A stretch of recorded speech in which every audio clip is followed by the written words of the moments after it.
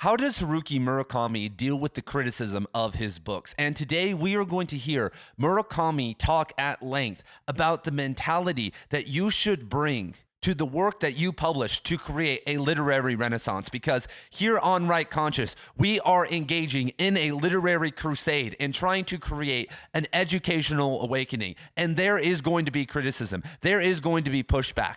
The logic bros, the lit bros, the ignorant bros are not going to be happy about conscious individuals writing conscious stories that can change the world and transform people's internal world. So if you guys don't know, Right Conscious is the headquarters of everything related to Haruki Murakami here on YouTube. If you look at the playlist down below, there is an ever-blossoming library of videos on Murakami's books, his life, and his philosophy on writing. And so, enough for me, everybody. Let us now hear from Murakami. Quote, "Since I became a writer, though, and started regularly publishing books, there's one lesson I've learned, which is that no matter what or how I write, somebody's going to say something bad about it. Say I write a really long novel. Someone is bound to say, it's too long, too verbose. Half that length would be fine. If I write a short novel, some complain that it's too shallow, too hollow, that I'm just phoning it in. If I write a novel similar to an earlier one, they say, he's just repeating himself. He's stuck in a groove and it's boring. And others will say,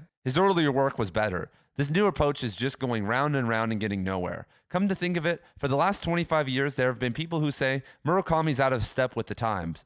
He's finished. It's easy to criticize. All you have to do is say what you are thinking, and you don't have to take any responsibility for anything. For the person who's being criticized, though, if he takes each and every criticism seriously, he'll never survive. So I've concluded, whatever, if people are going to say terrible things, then I'm just going to write what I want to write in the way that I want to write it. And this may seem simple to a lot of you guys who are just starting the journey. But we've built a culture, first and foremost, that isn't built on praise. It's built on deconstruction and tearing people down.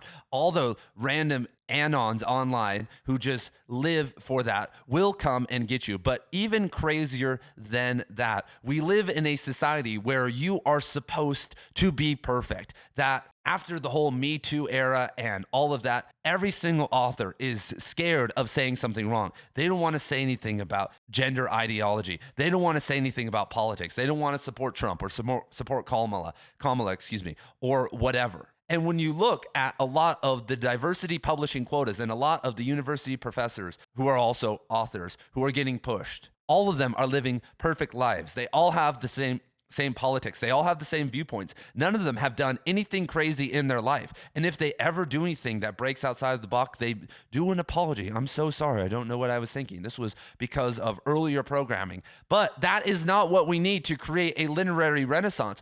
I want people who make mistakes. We need people who make mistakes. That is authentic. I want people who have odd views that maybe don't make logical sense and that aren't aligned with the consensual reality of everybody else. And in almost every single industry, in the movie industry, in the book industry, in the TV industry, which is the same as the movie industry, in every other form of media, including sports, everybody is sterilized and neutered.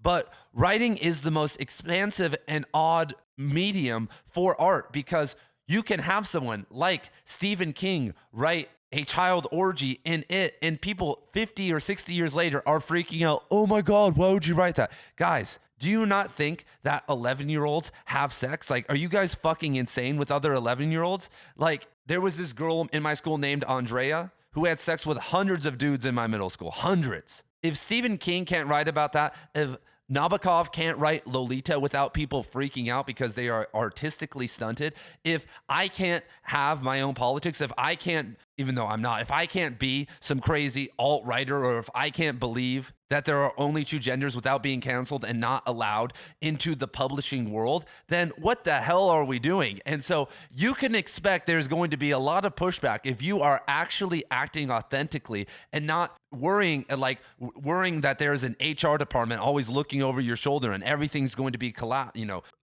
obliterated in a moment. Because in 2024, unfortunately, you can't just do what Murakami did. You can't just send your writing to a random writers contest and become famous. Unfortunately, you can't send your stuff to a slush pile and expect any form of success.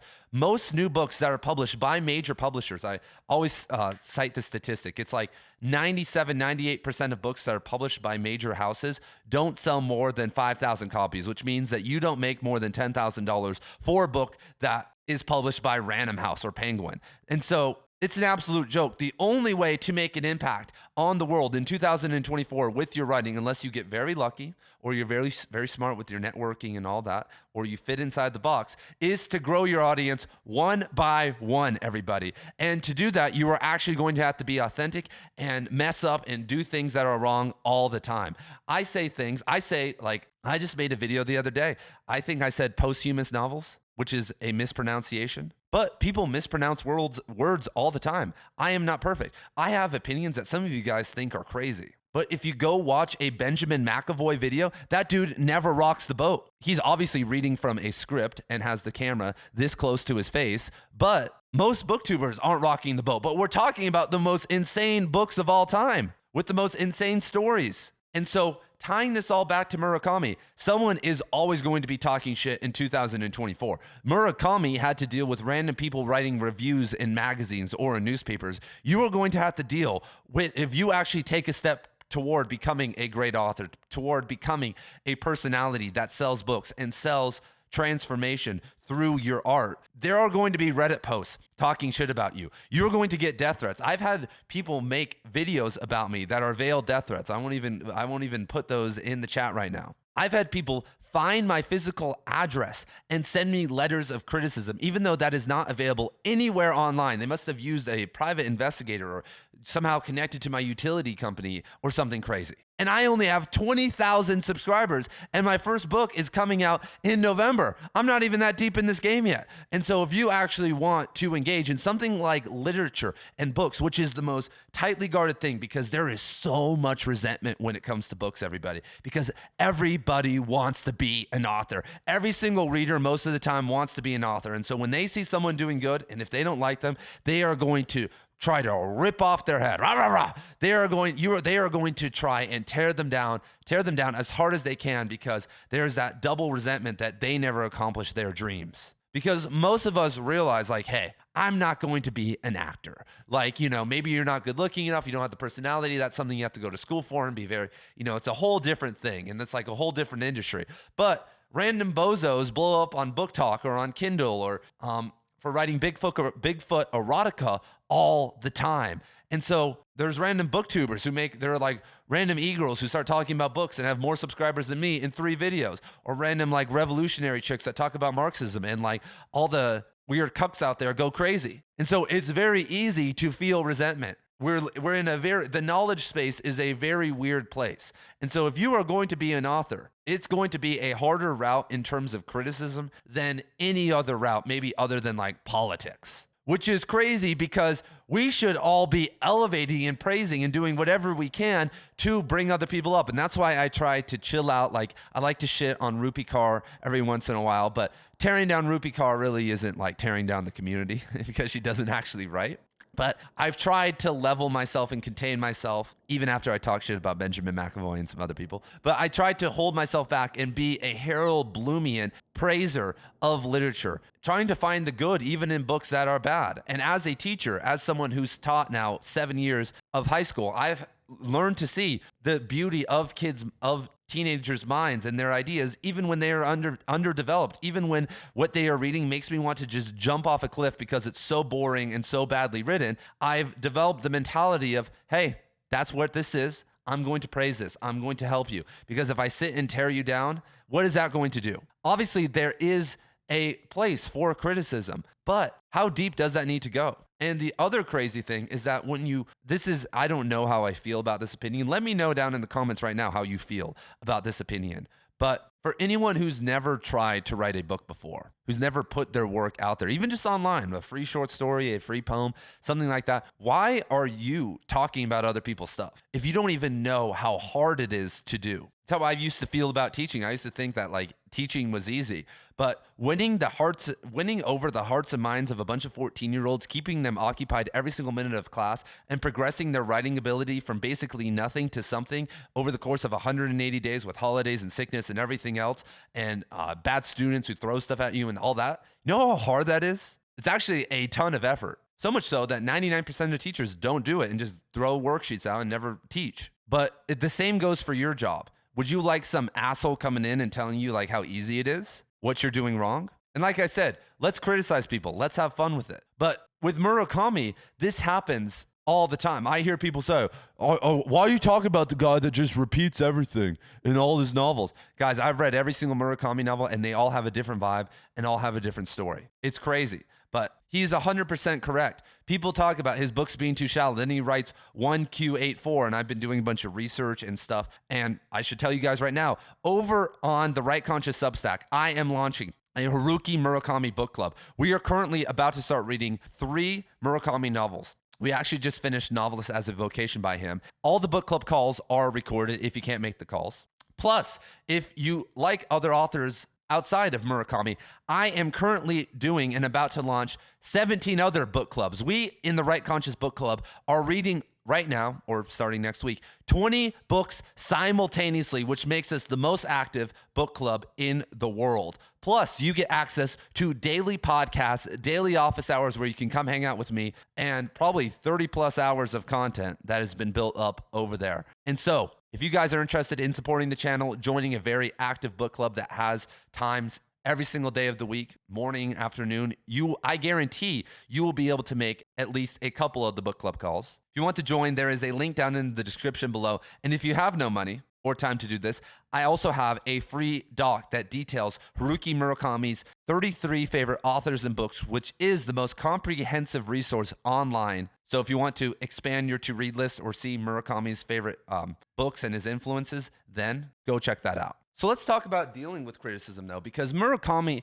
is a boomer. I mean, he may be even older than that. He doesn't really have to deal with criticism because what are you going to do? You see something in a magazine, whatever. He's not on Reddit. He doesn't really understand a lot of these kind of more meta criticisms. But one day, if you actually engage with the literary renaissance, if you actually go on the crusade with me and other OGs, then you are going to wake up one day and there are going to be 20 people on Reddit calling you a grifter, calling you a hack, saying that your book sucks. And what do? And let me tell you from experience that most people online who are criticizing are very hollow shells. You can't even meet these type of people in person. Like if you met them, you wouldn't even be like, oh my God, like what the fuck is wrong with them? And so there is no actual point to engaging with them. You can have fun with them. You can troll them. I go and troll the Cormac McCarthy subreddit all the time and just piss them off for fun, every once in a while. But they can't be reasoned with. Like someone posted one of my videos on a subreddit when I made a video on an author I never did before,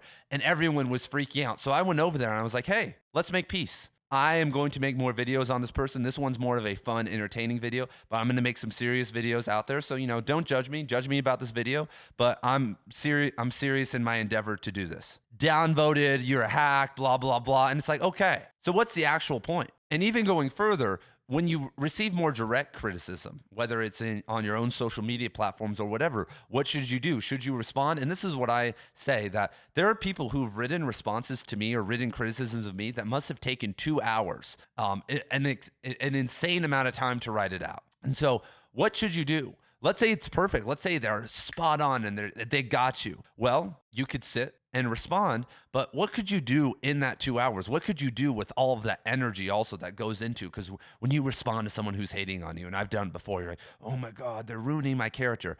But I've made plenty of mistakes on this channel, you guys. I've mispronounced words. I've gotten things absolutely wrong. I've said crazy things that people disagree with.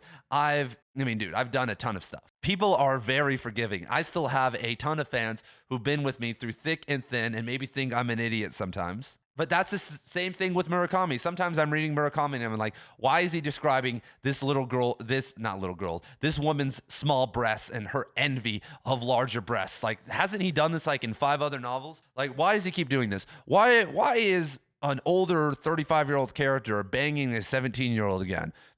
But I'm like, you know what? Let's just keep moving. This is just some weird Japanese shit that I don't really understand, and I'm gonna keep enjoying this. And so it's not bad to understand the criticisms and say them, or but if let's say 25 million people read Murakami for the first time, like 5 of his novels, would the world be a better place or a worse place? And I will tell you guys right now that it would be a better place.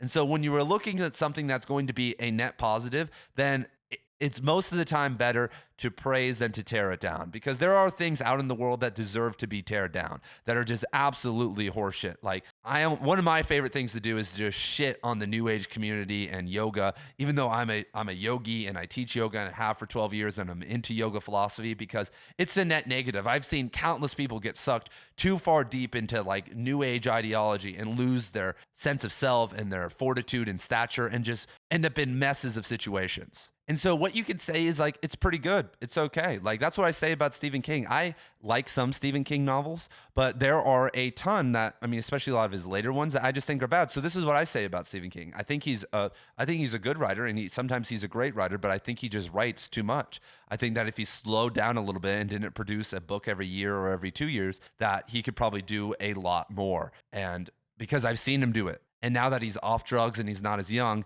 he needs a little bit more time to brood and to create, because writing at some level is a young man's game, especially in a genre. But that was a criticism of him. But I praised him at the same time, and I let people know that, hey, it's really probably just because he's writing too fast. Or I could say, hey, he's become too lost in politics and like kind of moved away from his focus on art. That's not like, hey, Stephen King is fucking garbage. Anyone who reads him is a mindless idiot. People who like horror are just senseless, and they've just been programmed to think, have you ever read this horror author? Like, there's a difference. Because I've had countless students who've got into reading because of Stephen King, because they hear his name, their parents have read him, and they read one of his novels, and it's one of the first big books they've ever read that's kind of complicated. And so that is worth something. So thank you guys for being here. And when you receive criticism, you have my permission not to do anything about it, to keep creating and keep moving forward, because we need you to create a literary renaissance. We need you to be a sole jaw in the literary crusade. So thank you guys for being here. I love every single one of you guys. Even if you guys talk shit about me, I don't care. We are all here. You guys are actually helping me in the algorithms. So I will see you guys very soon, and let's get moving toward this renaissance.